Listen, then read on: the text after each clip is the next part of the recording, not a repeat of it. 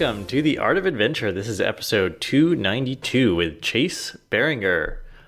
The Art of Adventure is the podcast where we look at human potential, entrepreneurship, unconventional lifestyles, adventure, course, and cutting-edge science. I'm your host, lead explorer, and guide Derek Loudermilk. You can check out this episode and find the show notes at derekloudermilk.com. And I've got a special group for you if you are a thought leader. And if you're a thought leader, you might not label yourself as that, but that's people who are teaching at the cutting edge. So coaches, authors, influencers, speakers, retreat hosts, podcasters. I've got a special small group mastermind that I'm hosting, and the doors are open right now, February 2020. And we are training the business side of things to help you get to six figures or multiple six figures if you're not there already. But we're also training the personal side, the high performance side, self-expression, storytelling, charisma, confidence. We're going to be working also on all the marketing and sales, and on a deeper level on your identity, and using some metaphysical secret weapons that I've been distilling from a lot of the recent podcast guests.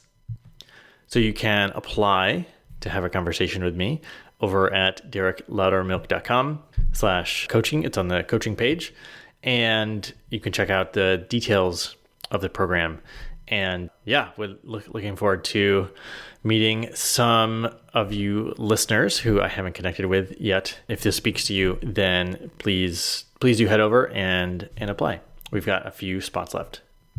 All right, today's episode, we've got the return of Chase Boehringer, professional adventurer, founder of the Bucketlist Lifestyle.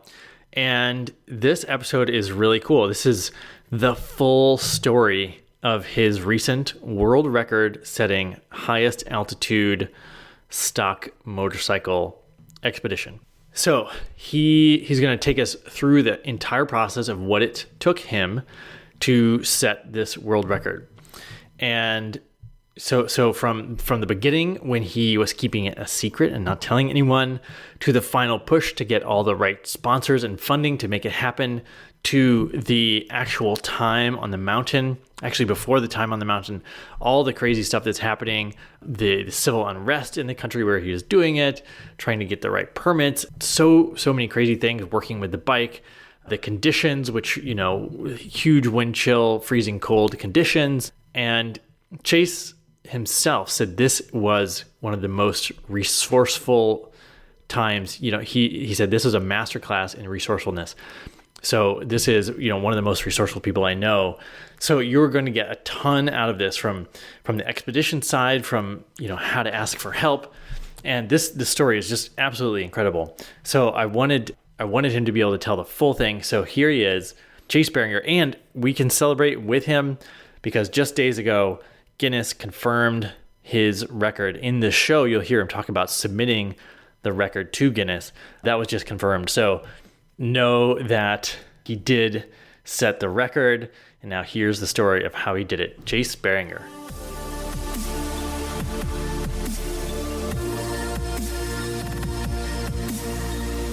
Chase, welcome back to The Art of Adventure. Thanks, man. Definitely the perfect name for this podcast. I'm super excited. And welcome back to America after your trip to set the record down in Chile. We definitely want to talk about that. And it's been like a year and a half since you've been on the show. It's your third time on the show. So someone that has a business running adventure trips, there's always going to be a lot of things going in between. Besides Chile, what are some of the other places you've gone in the last year? In the last year, we ran trips down Carnival in Brazil, and we're actually doing that again in like a month and a half with a group. I'm super pumped. I've been doing like private trips to Thailand, and ran like big groups to Thailand, which I've never done before, where normally it's like 7 people. Our normal jam is 7 people for 8 days. This one was 16 people for 16 days. And It was amazing. Like, we crushed it. I'm super proud of my team, but it's so much different to be walking through the streets of Bangkok where there's constant distraction. There's constant things to just stop at and look at for a second while the whole group is running ahead. So it was like being a mother goose trying to make sure that we have all 16 people when we're walking through the streets actually show up at our destination. It definitely taught me a lot about that running these trips is an adventure in itself, and letting go and allowing things to just be as they're supposed to be. Of course, keeping everybody safe, but I've definitely learned that it's like another level of adventure where everything's going to be perfect. Everything doesn't need to go exactly as it was, quote unquote, supposed to in my brain. Everything always works out to be perfect, and it truly, truly does. I have a hard time wrangling in my family, so I can't imagine. Did you just tie them all together, or how did you? You know those backpacks with the leashes on them? Yeah. Yeah. I just had one of those to like 16 different leashes. Oh my gosh. To one. Yeah, it was solid though. You know, everyone was happy. Everyone had a good time. So did you didn't lose anybody? I didn't lose anybody. No, I'm like at a 60% not lose people on my trips rate right now. So, 40% don't end up making it through the whole trip. But, in the end, the ones who stay have a great time. Yeah. I'm at, by the way, anyone who doesn't know me whatsoever, I can be a sarcastic SOB sometimes. We've never had anybody like leave or get lost on a trip. Never happened. Don't worry. Sarcasm is even difficult through a podcast. We were oh my God. on the Bali adventure trip that I led. We were climbing that volcano, and it was like they said it was going to take us 9 hours. I was like, yeah, whatever. We're better than everybody else. It'd probably take us 6. It ended up taking us like 10 and a half hours. And it got dark and we were still going. We started at dawn, and we like hiked through the whole day. And, everybody was like, I don't know if I can make it. And I was like, well, you can't really drop out. Like you still have to come down off the mountain, and so I was like, we're just going to keep going. And that's tough. I've had that on Kilimanjaro. I've had that on Everest Base Camp, where people are like, the walk down is so much more challenging, it seems, mentally than the walk up, because you've already had your moment of, hell yeah, I'm a badass. We made it. High fives. And then you're like, wait, I have to trek 50 more miles down. Okay, conceptually. And then they begin. And like 2 days later on the way down, they're just like, this isn't fun anymore. And that's why I only use a helicopter now. So this is also for me, because I don't enjoy the walk down. My groups will trek up and then we'll just helicopter down. Like it's so much better. You've already seen all this stuff before, and you're able to leave on the high note instead of leaving on that, like the high note was a long time ago. You've been downhill for a lot of miles and you're done. You are ready to get home. That's actually it's super funny that you say that. Everybody was like, so is a special surprise at the top that there's a helicopter? And I was like, no. Yeah, you didn't pay enough. And that's also challenging, because it's like, so a helicopter, as someone who's running a trip, it's just another bullet point on the marketing, right? Like people don't think that it's a massive upsell, massive value add. They see it as a value add, but it's not massive, but the expense is massive. And so, it changes the trip a lot when it comes to the marketing of it. Like I got to try a lot harder because I have a $3,500 helicopter that I have to get 4 more people to sign up for this trip than I did before. And I won't do trips anymore where we have to walk all the way down, because I've noticed that people don't enjoy it. And I'm not in the business of running trips that people don't enjoy. And every single time, without a doubt, that final day, it's a shit show, man. People are upset. Some people start to cry. Like it's just the opposite of what I want to create. And so I won't do any more trips that don't have a helicopter at the top. And I know it seems super privileged. And yeah, I'm super, super privileged. And I'm going to work my butt off to market so I can actually fill these trips, sell them out, so we can have a helicopter and have a full group of like fun, positive people. Man, see, I think a lot of people will probably wouldn't even consider that. And now hearing the price, okay, $3,500.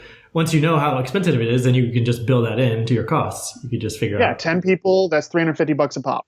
And so, on top. And and that's something, like I said, bullet points people don't really say, oh my God, I have to go on this trip because of this. But in the phone conversation, so my company's all application only. So I talk to every single person individually before they're even allowed to pay or sign up, because it might not be a right fit for the group. There might be maybe 3 guys in their early 20s signed up, and then a retiree wants to sign up. And I'm telling them, hey, you're probably not going to have a great time together. Like, you're not going to enjoy because they're going to be so fast paced, and they're not going to enjoy because you're wanting to take your time and smell the roses. And so that happens every single trip, where I'm having to interview these people basically to make sure that the group is going to be copacetic. So yeah, so when I'm on that conversation, that's when I'm able to tell them, like, a helicopter is very, very important to your mental ability to have fun on this trip. Yeah. I'm guessing you have a lot of, like 20 something, 30 something younger people. Have you had trips where there's people that are outside your normal target market? Yeah, so my target market is people in their 20s and 30s. We've had people in their 40s. We haven't yet had people in their 50s and 60s. That's something that I've been kicking a ball around for a while. I've been interviewing people who are in their 60s, 70s, talking to them about a potential branch of my company where we market to retirees, older people who still have life left in them, and they have things they want to do and they want to experience, and they don't want to go on the basic tour bus tours that are so boring with people who just want to take a selfie, take a photo with 8,000 other tourists around them. Like, adventures for people who are retired or they're in the later stages of their life, they basically don't exist. I've been searching for it, and I haven't found something that is specifically for older people who want to have adventure tours that aren't tours. They're just adventures, and they create a sense of community together. They don't just lock you in a hotel room. I've been interviewing a lot of people, and they have massive interest in it, and people treating them like they're still alive instead of just cattle. Yeah. I don't know if you've heard of the Rhodes Scholar program. My parents are retired, and they did one of these. They went to France last year and did like a barge cruise of the canals, and it was like a bike/barge thing. But they keep going back to this outfitter. They're doing like a sea kayaking trip next, and maybe some whitewater rafting. So yeah, I feel like there's maybe a couple companies that serve that market, but for sure there's going to be more and more people retiring that are going to want that. The thing that I haven't found, and this is also what makes my company different than a lot of others, is companies are lazy. And which is understandable because they want to have consistent income. And what they do is they go to the exact same places every year, and they have the exact same itinerary every single time. And that's okay because people don't know. It's not like the people are coming back year after year. They go once and then a new group comes the next year. So it feels like it's new. But literally over 70% of my customers are repeat customers. That's a huge number. And the reason why I have such a high return rate, there's a lot of reasons, but the main reason is because we're always putting out new, fun, epic experiences. Like right now, I'm creating an off-road adventure through Zion National Park because I want to do UTVs and ATVs, as well as like an off-road Jeep excursion and some rappelling and rock climbing. And I'm looking at some whitewater rafting, but it's really far away, so we'll see. But I'm creating that trip right now from scratch of just what would I want to do. I've been to Zion before. I've done rappelling and all this stuff, but I've never done UTVing there. It's just something that when I thought of it, I was like, that sounds amazing. So let's create it. Let's see if other people think this is amazing. And that's how I've done it since day one with my company is if I think it's dope, I've been around, I've traveled around the world many times, and I feel like I have a good handle on the funnest experiences on Earth. And so if I think that the funnest experiences on Earth, and I've tried everything, then everyone else will probably feel the same, or at least enough people to sign up for a trip will feel the same. And so far it's worked out. You should have a t-shirt made that says like, Chase knows what's fun. I know what's fun. I'll tell you. This guy. Who has and they know what's fun. Yeah. So speaking of fun, let's talk about the world record attempt. Oh yeah, fun is definitely not the word for that experience. That's for sure. Just type two fun. Type two fun. Yeah, expedition. That's it was okay. So for those who have no idea, which is basically everyone probably, you. So I ride motorcycles. I've been riding motorcycles since I was 4 years old. I love it.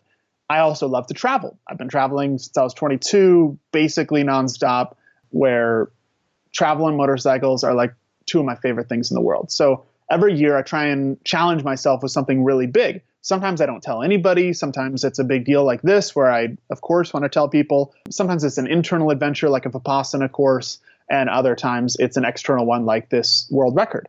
So I thought about what can I do? I could ride it across the continent of Africa. I could ride across America, maybe fix up my dad's old motorcycle. Like, what could I do? And I realized I don't have 3 months to ride across Africa. Like I have a couple businesses I'm running. I have a life. Let's try and think of something shorter. So I looked on Guinness, their website, and I found the driving to the highest altitude by motorcycle. And I was like, mountains? Yes. Motorcycles? Yes. Tough conditions? I'm all for it. And so at this point, I have, I definitely don't have the motorcycle. I have no motorcycle. I have no gear for something like this. I don't know what mountain, what permits I need. Nothing. So this is all starting. So at that point, when you first had the idea and you thought about what you expected it to be like, what was your sort of first impression about what you thought might happen? Oh, it was going to be easy. It was going to be, of course I could do that. Here's the thing. I actually thought that, which is kind of true, that getting the permits and the money together and the gear, that was going to be the hardest part, which honestly it probably was the most challenging part. So I knew if I could just get the money together and the gear, then put me on the mountain, give me a motorcycle. I have the switch going into full animal mode of like, I will do whatever it takes to get up that mountain. And which is also 100% true. And so I didn't tell anybody for the first 3 months of planning this, like literally nobody. Didn't tell my parents, family, friends, nobody, because I was really worried that I wouldn't be able to do it. And integrity of word is very important to me. When I say I'm going to do something, I do it. And it was literally, so I was able to get the permit that I needed to do this, and I had gear. So I had like my boots and my gloves and all that stuff was donated from a company called First Gear. It was all heated, so I was like super excited. But 30 days before this trip, 30 days before, I had $600 from sponsors and total, and I had my gear. I had no motorcycle. I had no guide. I had no money. I had no flight to Chile 30 days before. I had like nothing that I really needed in order to do this. Big picture. I just had a jacket basically and some, just that I was going to use, and $600, and the flight alone was $1,000. So it was not looking good. And I remember I was in San Diego and I was around so many people. I don't know if any of you travelers can like relate to this, but sometimes I just need to be alone and not be around people. And so I was in San Diego traveling for this conference, and I was like, I'm going to sleep in my rental car tonight because I need to like not be around anybody. I need to be in my bubble.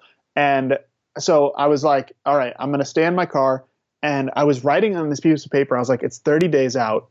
It was exactly 30 days that night. I was like, I have $600 and I have like some clothes. And I was like, I still need all this stuff.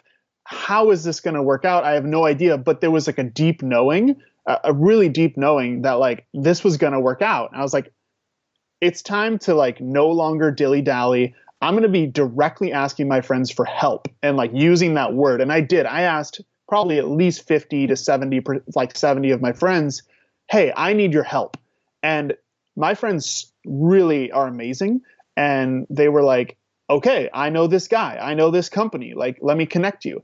And in the next 2 weeks, I got almost $10,000 in cash from sponsors and $13,000 in gear, including a brand new Suzuki RMZ 450 motocross bike, which is like, and a flight. even when my sponsors got me a flight. So like literally I was set basically. And that all happened and like, it was more like a week and a half. It was like a 10-day period of when I talked to sponsors, I was like, this is happening this month. My flight leaves in 3 weeks. Like, I need to know an answer now because everyone wants to dilly-dally. But I was very like serious of like, I'm doing this. If you want to be a part of this, hell yeah. And if not, let me know so I can move on. And they did. Last second, my main man Kyuji in Japan got me that motorcycle. He's working for Suzuki, and him and I worked together so hard to get that motorcycle, and he got it. He shipped it, and it got there, and yeah, It was my only last second biggest challenge, which ended up being a major part of this story, because I want to make sure to nutshell this because we only have so much time, but there's a computer within the motorcycle. The computer tells the motorcycle, hey, I got this much fuel to give to this much oxygen. It helps it basically like know how much fuel to oxygen ratios to put in the motorcycle at altitude. And that only goes so far stock. You can only get to like, a certain amount of feet before it just won't cut off the fuel. So it has to be custom. So I went to this company in Australia. They're the best in the world, this company called Vortex. And the owner himself custom created a computer for me with like very specific ratios. And I was like, fuck yeah, this is going to be like my thing. This is going to be my secret weapon where my bike is going to be performing at 100% all the way up the mountain, even at, crazy, my goal was 22,200 feet. So even at above 20,000 feet, this bike was going to be 100%.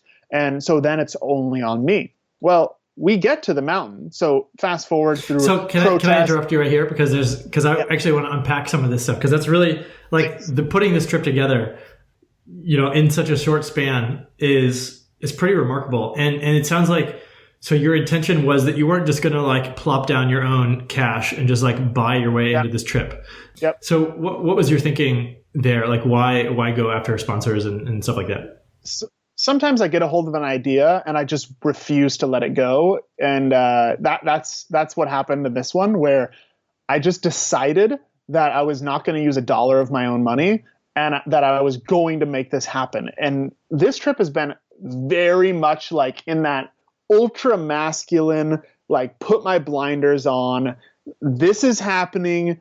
Screw everything and everybody in my way. This is going to work. And I just put my head down and I made a decision, and I never wavered. That was one thing on this trip. Wavering wasn't an option. It reminded me of running a marathon. For anyone who's ran a marathon, that like, if you tell yourself, oh, if it gets really bad, I'll walk for a while. You're going to walk for a while. No matter how good a shape, you could be the best shape in the world. If your mindset is, if it gets really bad, I'll walk for a while, you're going to walk. But if you tell yourself and you're saying, I will run this entire marathon. I will never stop. Like, I will continue no matter how much pain I'm in. If you tell yourself that, then that's like basically the best shot you got. And that's how it was with this, where I just was in this mindset of, I'm going to do it. This is what's going to happen. I'm going to get the sponsorship money. I'm going to get the motorcycle. I have no idea how, but I'm going to get it. And I didn't even know exactly how much the trip cost. I was so delusional I was just like, I didn't even know until like a week before. And I was like, oh, wow, I have to come up with even more money. And I'm going to get the best guides. And I did. I got incredible guides. I got voted the #1 mountain guide in all of South America. And I got a national champion motorcycle Dakar racer to come with me and be my motorcycle guide, who was also a mechanic. It was just like the dream team, considering we were only 3 people. And the last record attempt was over 30 people. What? Yeah, the last team was over 30 people. People go with big budgets from these huge companies, and they'll take I don't remember how many days they said they took, but they took like 20 days, and we were taking 9 days. It was, and they just had people in front of the guy moving rocks the whole way up, and I'm like, I'm hitting the gas and I'm going to go on I'm doing a wheelie over them. I don't care. So anyways, this story is so juicy and there's so many crazy situations. So let me, product sponsors versus money sponsors. So like what types of companies were giving you cash and what types of companies were giving you stuff? So companies, my main financial sponsor for this was two different companies. One was the Architect of Being, which is a company owned by Travis Fox, and he's actually one of my clients that I ran adventures for. And it's a personal development company where every single one of these companies I have a quote unquote deal with, it's all unique depending on what they want. So for example, with the Architect of Being, every single day I made daily updates to the architect specifically to his community, talking about like the personal development aspect of this, the mindset aspect of when everything went wrong, how was I handling it? And I was 100% honest every single day when things were going bad, when things were going good. And that was a big part of it, as well as some photos and things like that.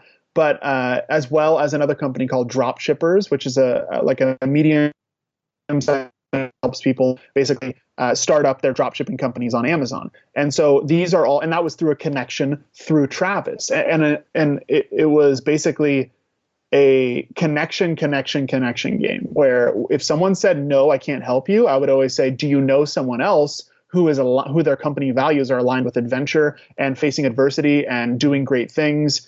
And someone always knew someone else. So that was a huge part of this where I got a few $500 backers, which is like a big thing when, you have maybe a couple big financial sponsors are going to give you a couple grand. And then you have like you have multiple $500 backers. That's usually like the price point that people who I didn't know already would offer, $500 to $800. People who were like, I didn't already know. And, I had random strangers giving me money. People who I'd never even met before in my entire life would hear that, I'm doing this crazy thing. We'd be in a circle of friends. And one of my friends would bring up that I'm doing this thing and they ask me questions and I'm talking with passion because I care so much. And there's the nervous energy that I immediately switch into excitement and passion and fire and drive. And literally random people in the circle would just be like, what's your Venmo? I'll Venmo you $200 right now, like just to help out. That's amazing. Which matters, really, really matters. Every couple $100 when you're on an expedition is the difference. And so without, every single one of those individual people, including on Facebook, people who are followers on Facebook sent me cash, $100, hey, here, I can't, afford to give you a lot. Normal, everyday people to be a part of this mission, this expedition that was pushing me farther than anyone ever has before. And what did it feel like that 10-day period, that week, when you were just asking for help? Like, did it feel different than normally asking for help? Yes and no. So yes, in short, because I had a fire under my ass, which is the calendar. There was no option. It was either you're going to ask for help in a big way from basically everybody, or you're not going to make it. And I remember thinking about like kind of visualizing myself on the mountain where I would do anything when I'm at that 19,000 feet to get past what I need to get past to. I would just ferociously get there. And I'm like, why don't I take that same energy that I would do when I'm actually on the expedition and put that towards getting what I need to get the expedition to even happen? Like, why would I be so, committed and so like ferocious in my ascent? But when it comes to actually making it happen, I'm just like, oh no, we'll just, whatever. I'm going to watch a YouTube video instead. That's just it wasn't an option. So yeah, it was when I asked for help, it didn't feel, there was no nervous energy. There was no more thought behind it of, oh, well, they can't really afford it. I know their business isn't doing as well as they thought they would. It was none of that. It was, I have a mission, and if I don't ask for help, I'm not going to be able to accomplish my mission. And when I got that out of my head, and I was just telling people the truth, I was just like, hey, here's where I'm at. I'm, $1,000 or $2,000 away from my goal, and I'm 3 weeks out or I'm 2 weeks out. And I know that $2,000 is probably too much for you right now, but I'm looking for a $500 investment. Here's what I can offer you. I know that your company's values are X, Y, and Z, and this is perfectly aligned with that. And there's also that energy of like, I would owe you. Like every single one of my sponsors, even though it was never said, I feel like I owe them, and which is fine. Like like if I can ever help them in the future in any way, I've got their back, because they had my back when I had basically like almost no money, no way of making this happen. They helped me make it happen. So I'm indebted to them, I feel. That's really interesting. Do you think that's their assumption as well? No, I don't think so. I think that they are like, yeah, you promised us this, you gave us this. But there's a different aspect to me. I don't know. I feel maybe I'm like old school, where it's, you help me out, I'm going to help you out in the future. And it doesn't mean that I only help people that help me out, but it does mean that when someone goes out of their way to give me their hard-earned cash so I can go and chase a dream, like I don't forget that. That's always going to be in the back of my head, and whatever they need, I got you. Like that's just the way I am. Yeah. Okay, cool. I think this is super helpful for a lot of people that want to try something like this. And so one last thing I want to ask you about before we get into the actual trip is the distinction between like feeling that fire and that fierceness and just like going after it versus the like, I really want this and I wish I had this, but I'm like 90% motivated. And also maybe like I worked pretty hard today, but I'm gonna take a break because I worked hard, and watch a YouTube video. So like that last little bit of motivation that helped you actually make sure that this happened. What do you say to people that are like, they feel super motivated, but also they don't necessarily feel that exact fire? Yeah.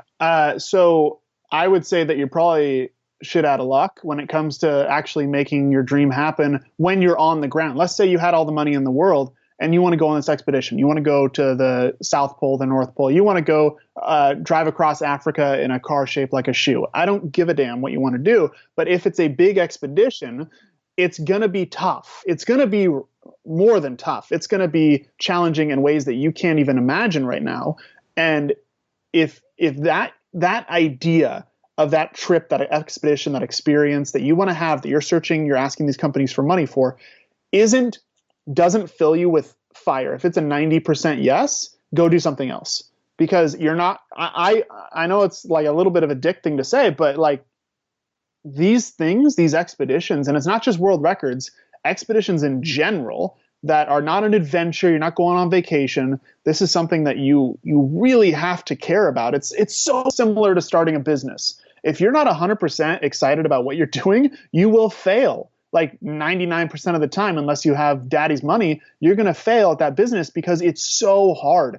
Day after day after day, time after time of worrying about your bills, about all this stuff for years. And it's the same thing with an expedition. It's like, okay, if you can't get excited about the idea of making your dream happen, then when you're on the ground and you actually have a chance to make your dream happen in person, it's probably not going to work out, because lazy people don't get to have titles of world record holder. They don't get to have titles of like first person to do this thing, or this person did something incredibly epic. It's hard. There's a reason almost nobody does these expeditions, these beautiful, incredible expeditions. I don't care if you want to climb Everest, you want to go trek through the Amazon, or you want to go set a world record. It's going to be incredibly challenging. And the first step of that challenge is getting over yourself and saying, I got to ask for help. People love me. Let them sponsor me. Let them take care of me. And I think just the words of getting over yourself is really important, and just being like, whatever, I'm gonna ask. And I'm also thinking about like, if you're not that excited about something, if you're like kind of excited, or that'd be kind of cool.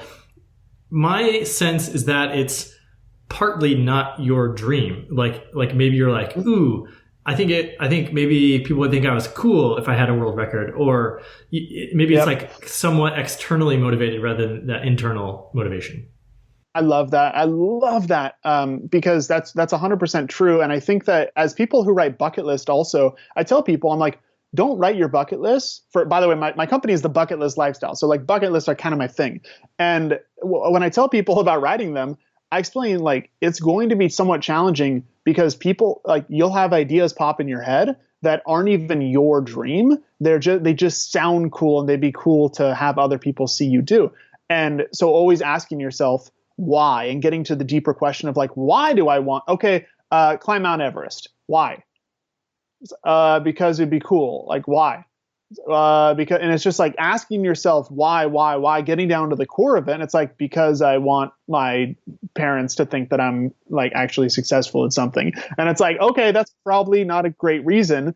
And just go have a conversation with them or something. And I don't know. So yeah. And then when you talk to the people that they don't even know why, but they're just like, I just have to do it. You know, that's like the other side of the spectrum. Yeah. Cause people don't understand why I would even try something like this. Like they're like, the one thing, the statement that I heard over and over again, especially from like women, all women told me the same thing. They were like, I just don't have that in me. Like, I just don't have that weird drive to like go out and ride a motorcycle to the top of the world's highest volcano at negative 38 degrees and like push. But they're like, I don't get it. Like, they're like, cool. That's awesome that you're doing it. But it's so far from my reality, you know? Yeah, I just don't have the same drive to like rearrange the couch cushions, you know. That's true. Yeah, exactly. And so I normally don't have that drive. I don't want to be in that cold weather. You know what? Hate might be a strong word. I very much dislike climbing mountains. It is so painful and challenging, and I have to wake up at the sunrise, and I'm cold. I don't want to get out of my sleeping bag. I would much rather sit in a hammock in the islands of Thailand and drink out of a coconut. But I do it, but I still do it because it's hard. I'm not doing it because it's a relaxing vacation. I'm doing it because of the rewarding feeling I get when I do something hard. That's where I believe self-esteem comes from, is doing hard things and like things that you don't want to do and doing them anyways because you know they're good for you. That's where self-esteem comes from. When I take a cold shower in the morning, I don't want to do that every morning. I've been doing it for years and I don't do it every morning. 95% of the time, yes. But I feel good about myself when I do it afterwards. I feel horrible in the moment. Oh my God, no one wants to take a cold shower, especially in Oregon winters. But I feel good about myself. I have self-esteem. And the same thing comes from doing hard things on a larger scale. So when did you feel that reward from this trip? Yes. And I'll tell you why without going into details. It was so hard. And I know that I did everything I possibly could to make it happen to get that bike as high as I possibly could. There is no question in my brain that I went to the complete ends of the earth to make this happen, and so did my team. And from morning to night, from sunrise to past sunset into like dark, we would only be focused on one thing. It wasn't storytelling, getting to know each other. I still don't know my guides as human beings. We only had one mission, and that was to get this motorcycle to the top. And we worked so hard, and I worked so hard to make that happen that I feel at peace. You know, I feel totally at peace. Yeah. Thanks for sharing. This is super helpful for a lot of people. It's really cool to hear like your internal experience of all this. So I actually want to hear about the time on the mountain. And I know there was like, you went down there a little bit early and you had to get some permits. So wherever you'd like to jump in, like what were some of the hurdles once you got down to Chile? For those of you who don't know, which a lot of Westerners don't know, Chile is in a massive state of protest right now. It's a big deal. Every single night, thousands of people march. Even in the small mining town of Copiapó in the north, where I was, thousands of people clash with, the riot police every single night, and right outside the government office of the environment. And I won't get into the politics of it, but the basics are the government has there's a massive wealth disparity. They sold the rivers to the mining companies. The mining companies can dump in them. So crazy. And that's why these people are in front of the environmental government building, is because you're like, dude, you sold out our rivers. Like, how low can you go? And so I am in the government office for the environment because I need a special permit that I didn't know about until the day that I left. So I've spent 5 months doing that. The day I leave, I find out that I don't have the permit that I need to do it. I have a permit, but I need another one. And this is a crazy story. We'll get into another time. Hit me up on Facebook or something. But the basic overview of it is that like all week I tried to get it, couldn't get it. Friday at 5 p.m. Their office is closing and I'm leaving Sunday morning. So basically it's my last possible minute to get this permit. Without it, my entire trip is screwed. And so I wait in the office all day, literally, have my own personal protest in that office. And 6:40 rolls around p.m. So they've already waited an hour and 40 minutes to try and make this happen for me. We find out that the minister of the environment for the government left, and he's the guy who needs to sign the paper. And so, oh man, maybe I shouldn't be saying this on a podcast because I hope I don't get anyone in trouble. So how do I say this without getting people in trouble? Someone who I never talked to, I never communicated with, ended up forging a signature for the Minister of the Environment of Chile in order to get my permit approved and get me the paperwork that I needed to go up the mountain. So this is someone Amazing. who I did you have to bribe this person, or was there bribery involved? No, you know what was involved way more than money? Personal safety. Because for that entire hour and 40 minutes, people are trying to break down the damn doors getting into the government office. We have literally 2,000 protesters, angry, violent protesters outside trying to come in, and we're 15 feet from them, just outside like a door. So I'm telling them, like, we all need to get out of here. Everyone wants to leave. Like, can we please just have an electronic signature and have him do it? And they're like, well, he's unavailable until Monday. And I'm like, well, can we have the electronic signature be signed somehow? So we can all wink, wink. and they're like, yeah, and they did it. Someone not in the office, it was someone far away. And yeah, they printed it out right there and got me to go. So I had the experience recently. We were buying this house that I'm now recording in. And at the last minute, there was always something that came up, like with 30 minutes left to go, that we were signing the documents and they realized like one page was missing. And they're like, oh, we can't sell you the house without this one page. And we're like, we don't have a printer. So we're like running around, and we like get it in with like 1 minute to spare. And it seems like, what is the deal with these things that there's like one little hiccup right at the last, like after closing? Like, why does this happen? What are your thoughts? Here's what it is. I know exactly what it is. So it's because there's so many little things that something is bound to go wrong. Like when there's so many little tiny things that could possibly go wrong. So for example, with this record, if one nut on my wheel is loose, it will vibrate and it'll break something basically. Like one little washer, a 5-cent washer in my motorcycle engine. If that's not perfect, if I'm slamming and crashing the bike into rocks and stuff, like if it gets out of place, it can destroy the engine and everything's done.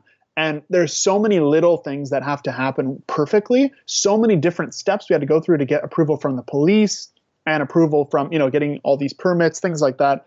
It was from start to finish, from the moment I had the idea, it was challenge after challenge after challenge. And it was a masterclass of resourcefulness for myself, of just saying like, this went wrong. Everyone's telling me it won't work. How do I make this happen?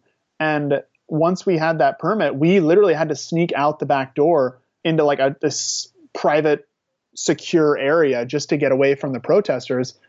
It was very, very intense, but I had it. And 2 days later we took off for the mountain. And so kind of like what you're saying is there's a lot of little things anyway. And it just, the one that happens the last minute, like it could have happened another time, but it's just like stuff is always going to keep happening. Well, and remember that usually you only remember that one that happened last minute, but there was so many other things that went wrong like 2 months earlier, but it wasn't that big of a deal because there wasn't the time crunch for it. So it's like things are always going wrong, especially when something's so huge as buying a house or trying to go on an expedition. There's always going to be something wrong. Even when it comes to making sure we have the right amount of water, the right amount of gas. Okay, we have to buy extra gas cans. How many gallons are we going to need when we're up there? Like, so there's so many little details, and soon you're going to hear about how one of them really screwed me over at the end of the day. Well, you've teed that up perfectly. Let's hear about it. We get up to the mountain, take a couple days to acclimate. We're up to 4,500 meters, which is, I don't know, 15,000 feet or so. And we're up there. We unload the bike, and we try and kick it over. We try and start the bike, try and start the bike. Nothing's happening. It's not even trying to start. I don't know if anyone knows anything about motorcycles with a kickstart. Can you make the noise that, like the right? Oh, yeah. I can do it just for everybody. Silence. There you go. That's what it's trying to do. So it was not even trying whatsoever. It wasn't giving us anything. So we try to push start it, roll it down a hill. We try everything, and it won't even try. So that ECU, or remember, that computer that the company Vortex gave me, sent over from Australia, that adjusts the fuel and the oxygen mixture, as well as other things. We decided, okay, let's take that out and let's put the original one back in and see if that's the problem. Put the original back in, first kick, it starts right up. And we're like, shit. So our ECU, the thing Your secret that weapon. is, our secret weapon, the thing that will allow the bike to run at high altitude, doesn't work. And we have no way to reprogram it. This is like, imagine a giant microchip. Like, you can't, like, what am I supposed to do with this thing? I can't, like, adjust it. And so we ended up riding all the way back to Copiapó, all the way down 8 hours back to the town with the bike. Gave it to mechanics. They couldn't figure it out. I called the company. They basically said, well, we can't do anything about it because it's so far away. They're in Australia. No time to send it all the way to them. And so we go, okay, well, basically this bike, the Suzuki, isn't going to make it to where we need to go. And I call Suzuki and I'm like, hey, can we edit the ECU in the bike? Is there any way to edit? No, it's not possible to edit it without this special interface. You don't have the interface, so you can't do it. I go, okay, well, let's get another bike. So I'm like, okay, we need a rental bike. It needs to be same bike basically, but different brand because it needs to have an editable ECU. So we go, all right, Kawasaki has an editable ECU. My motorcycle guide knew that. And so luckily, we rent a 450, a 2019 450, great bike from Suzuki and from Kawasaki. And we were like, okay, how do we edit this? And I know this mechanic. He's the best mechanic in South America. Let's see if he's available. He was available. So we fly him in from Santiago up to the mountains. We give him oxygen because he went from 0 meters all the way up to 4,500 meters in one day, and got oxygen on him. And he has his computer, and we have this rental bike. So we rent it. So we have 2 bikes now up on the mountain, and ride it up to 5,200 meters, and it starts to just run like crap. So he gets his computer, tries to fix it, and nothing's working. And I'm going, man, this must be much more complicated than I think, because in my head, it's like crank down 2 notches on the fuel and let's keep riding. Yeah. And it's taken so long. But I'm like, I don't know shit about this. This guy's the best mechanic in South America. He knows I don't have to do anything, right? So I just try and relax. Remember, the conditions that we're in are -20 to -38 degrees. And the wind is sustained 30 miles an hour to 72 miles an hour gusts.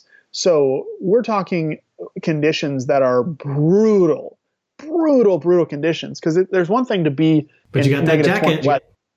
Yeah, well, I got the jacket, but it was actually the gear that I was wearing was great. I'm super pumped about the gear. I never felt cold while I was wearing the gear, but my face did, because my damn helmet would fog up so bad because my breath was too warm for, like, it was so cold. My visor would fog up, so I'd have to put my visor up to see, and the wind would just cut into my cheeks and into my eyes, and that it'd whip up the sand and whip it into my face. It was really, really brutal, man. So I'm waiting probably an hour and a half and freezing my butt off. And so your mechanic is like trying to like wrench on the bike in these conditions? He has a computer. And he's a fancy computer. It looks like a giant iPad basically. And he's adjusting the computer within the bike. And my motorcycle guide comes to me after an hour and a half, and he tells me, hey, bad news.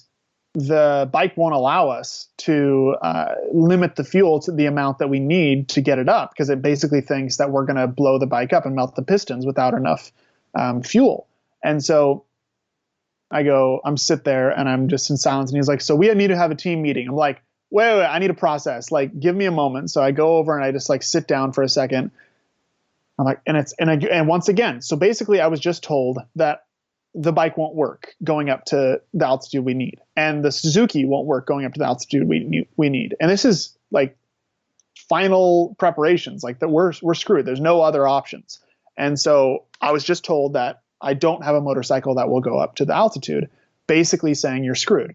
So I'm sitting there and I'm like, I'm getting pissed at computers and ECUs. And I've been thinking about ECUs every day, all day.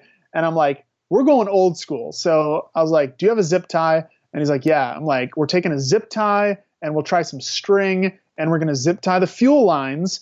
And we're going to have basically not allow the bike to have as much fuel just manually. Yeah, just so, like when people are getting ready for a heart attack, just occlude those vessels. There you go. So I put that on, and I'm angry. By the way, I'm so grumpy at this point. I never react to anyone. I'm not yelling at anybody, but I'm just grumpy. I'm just and I get this bike and I start to ride. The challenge is these hill climbs are so insane. Like, it's not just the conditions, just the bike. Remember, I'm riding up the world's highest volcano, Ojos de Salado in Chile. It's ice, it's snow, it's deep sand and rocks. It's these ice spikes that are coming out of the ground where if I crash and fall on one, I die. Like, there's just nothing to be said about it. So just know that, like, I need to have a powerful bike to get up these crazy hill climbs of this deep sand. And so the fuel, cutting off the fuel lines a bit, did work in the sense that if I were to be riding on flat ground, it would do okay. But I needed more power to get up these hill climbs. So it was just, crapping out on me. And so I was like, okay, that didn't work. And I'm sitting there for a while and I'm like, shit, and you could see it on my team's face. Like, everyone on the team knew that this was, this was done. This was dead in the water. And I'm going, all right, how, just like I've been doing for months, how do I make this happen? How can this, possibly work out? Trying to be as resourceful as possible. And I go, bing, light bulb. Well, I'm here to break a world record riding a motorcycle to the highest altitude. I'm going to do that. And so I go, we're going back down to camp.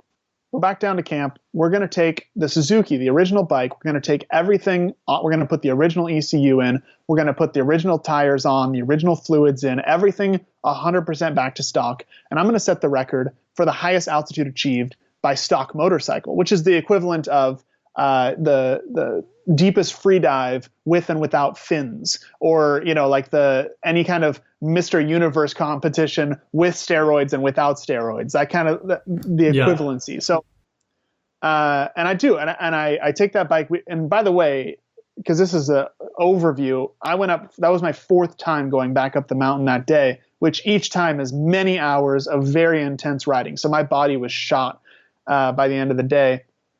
We're up at about 19,000 feet, and I look over and see a massive snowstorm coming in. And I was reading that book, Into Thin Air, where he talks about when he's up at the top and he looks out and he sees the snowstorm coming in, and he doesn't think it's that bad. He thinks it's just another snowstorm. And so they all just start walking down like it's normal because they have no idea what's coming. And what's coming is a hellacious storm from hell. And I can see it, and it's the biggest clouds I've ever seen in my life. And I've seen some huge ones in the Himalayas. They were as big as the mountains, filled up the whole sky. And so we're like, all right, keep pushing forward. So just a bit more. And we're going up crazy hill climbs on this bike. It's totally stock. So the whole time it's going, it's like a car running out of gas. Like, it's just leaping forward and then stopping. And I'm revving it up. And just, I almost felt bad for it. I was just like really forcing it up there. Both my physical body as well, because my lungs started to contract from the cold, and I cough, and then my lungs wouldn't allow me to breathe back in. And it was just very, very intense. And they started to fill up with water as well. I just feel that gargling as I was breathing. And so we got up to 5,900 meters with the stock bike before it just totally died. It was like, nope, I'm done. You're done. We're done.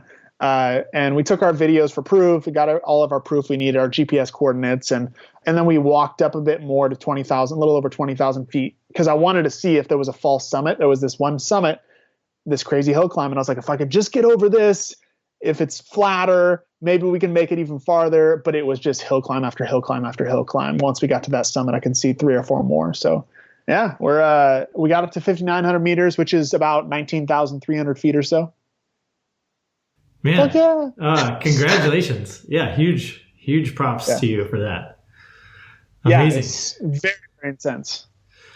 So I'm wondering, like what, now that you're like a couple weeks back, like what the sort of like what did you have to recover from your body? Like, yeah. What was the like post week? I was trying to, the first week out, I was worried about my lungs. My lungs were my number one thing, where I was like, okay, theoretically, like from what I've read, because I'm a mountain guide. Like I know some basic stuff I understand it conceptually. I've never experienced pulmonary edema. I've never experienced some of this stuff, but I know it conceptually. So I was like, okay, I'm back down at lower altitude. Like, it should be okay, even with like this humidity, because it's summertime. But it was still sending these electric shock waves when I take a deep breath up my back and up my neck. Which was really weird, which started when I was up there. But the water went away out of my lungs, and it was just like a slow process of my body hating me. It was really upset with me. It was not acting well. And like, even when I got home, I was having a conversation with my parents for like 5 minutes, and my voice just went out. It was like literally in one word, I was talking like I'm talking to you, and the next word was silence, and I couldn't say another word. And I was like looking around like, like what and that lasted for like 5 hours, and then I was okay again. And like weird stuff kept happening where like my immune system was just shot, and it was trying to recover. And plus, with all that travel, I had a 39-hour travel day heading home. So that was the motorcycle ride. That was the longest I've ever had. And I got these cold sores, lip infection, all this stuff. And I'm just like, brutally, I'm heading back just beat up. You could see like my face is just like cracked from the sun. It was really intense, just to kind of recover and get back to normal. And finally, about 5 days ago is when things started to be like, okay, I'm back. I'm feeling like my body feels okay.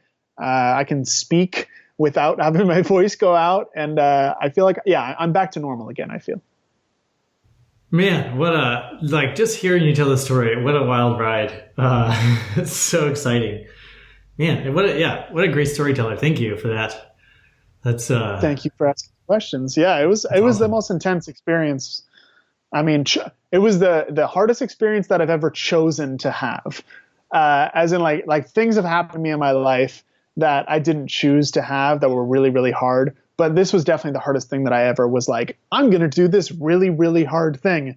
And from day one until the day I left and days after, it was very, very hard.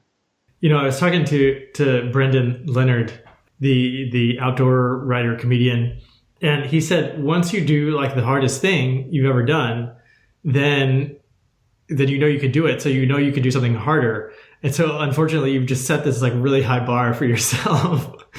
But also it works the other way. It works the other way as well, which is much more of like it's much more usable on a daily basis. Is now that I've done that, when I'm going through something else hard, I'm like, well, if I can do that, I can get through this. Like if I'm kayaking and my shoulders are burning, and I look back to how tired I was on that motorcycle, my physical body was so shot, but I kept going forward. I can look to that and just be like, oh, like if I can do that, this is 10% of that. Like this is one day. I'm going to be doing this for an hour and a half. Like that was 10 days of hell all day, every day. I can get through this. And then that's a cool feeling to have, of like whatever you try is probably not going to be harder than that unless you're really consciously trying to put yourself in a ridiculous situation. And, there's really no way to get that reservoir of just ability to do hard things until you actually do them. Yeah, overcoming them. It's experiential. It's like the difference in experiential learning versus reading a book. It's like, okay, I read a book about I read a book about the sun also rises. And okay, cool, I read about the running of the bulls, and then I go do it. What is the difference in that? There is a massive, massive difference in those two things. And it's the same thing of telling someone, oh, you're so great. Oh, this is so great. And actually doing something that challenges your greatness, that you fail and you overcome that failure. I think pain, suffering, and failure are the greatest things that could ever happen to a young person. And it's similar to poverty, where, so I mean, I grew up in a situation where I'm not going to call it poverty, but I mean, I grew up in a trailer in the woods. We had leaky roofs, and it was not easy. And I think that poverty is the worst thing to stay in the world. And it is the greatest thing to grow out of, because once you've been there, I will do whatever it takes to never go back there. No matter what it takes, I will never, ever, ever, because I've experienced that. And you also know that if I'm couch surfing and someone's like, oh, I'm sorry, I only have my couch, I don't have a spare bedroom. I'm like, yeah, dude, I've slept in bathtubs. I've slept on the street. Like, I've slept literally on cobblestone streets. Like, your couch is amazing. Thank you so much.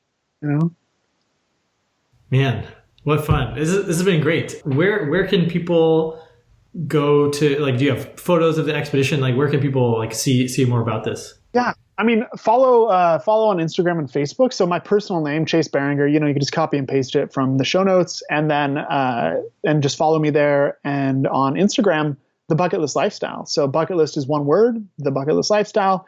There's plenty of stuff up there, and I'm posting more and more. I've actually been very lazy about posting, mostly because I've been in physical recovery, because I have a lot of crazy videos and pictures of me with like these 6-foot ice spikes and all sorts of stuff. But yeah, I'll get it up there. Brilliant. Chase, man, always a pleasure talking to you, and thanks for coming again on the show. Absolutely, brother. Talk to you later. All right, man.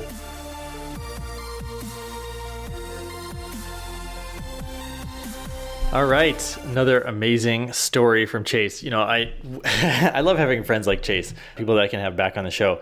I always learn something from him. He's a great storyteller, such cool stuff that he's doing. And, that's why I love surrounding myself with the guests on the show. And if you're a listener, if you've been a listener of the show for a while, you also really connect and love these storytellers that I have on the show. So I invite you to pop over to Chase's social media and let him know, congratulations, or let him know if there is some part of his story that impacted you, or if you learned something from him, because he really wanted to share this story publicly because it's so remarkable, and he really believes that there are no limits. All right, speaking of no limits, one thing that entrepreneurs often run up against is their own limits in the belief in how they can change the world. And that's what I created the League of Superconductors this year for. This program is for people who are training and teaching and really bringing the level of consciousness on the planet to a higher place, to a higher vibration. And so if you're hosting retreats, if you're coaching, if you're an author and speaking, and really just teaching your message, and you want to create a sustainable business around what you're teaching, right?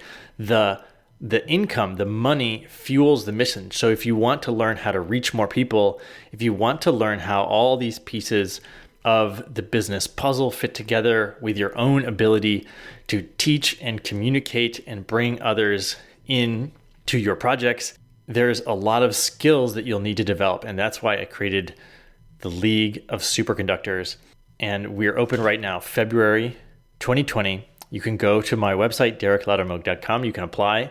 And we've got a small group of entrepreneurs, and we are going to totally take everything you're doing, your business, your life, all different aspects. We're going to weave it all together and take it to levels that you've never thought were possible. But by the end, you will believe that anything is possible for you. All right, that is the end of today's episode. Thank you so much for listening. Now it's your turn to go out there and be adventurous.